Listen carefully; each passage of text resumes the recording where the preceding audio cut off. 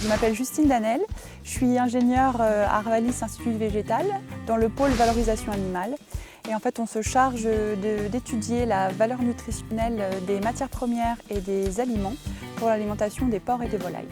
Donc, le maïs est une source d'énergie intéressante pour les porcs et les volailles, comme toutes les céréales.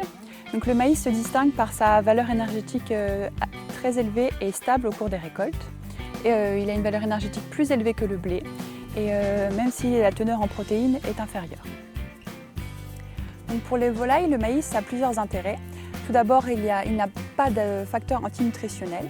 Et ensuite, il contient également des pigments jaunes colorants, les caroténoïdes, qui colorent les tissus cibles chez les volailles, tels que le jaune d'œuf ou les tissus graisseux sous-cutanés.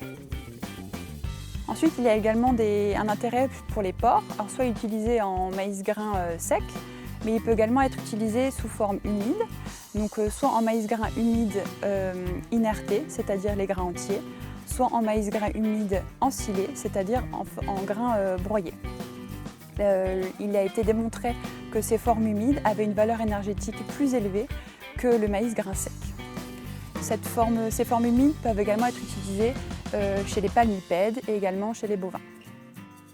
Pour nourrir les porcs et les volailles, en fait, on utilise des aliments complets. Donc, dans ces aliments complets, on peut y associer des céréales, des matières premières riches en protéines et d'autres matières premières. Et en fait, ces aliments sont équilibrés selon des sortes de recettes qui en fait sont appelées des formules.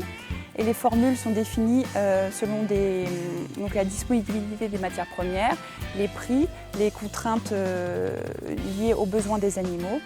Et tous ces paramètres-là vont permettre d'équilibrer au plus juste la formule qui correspond à l'espèce cible.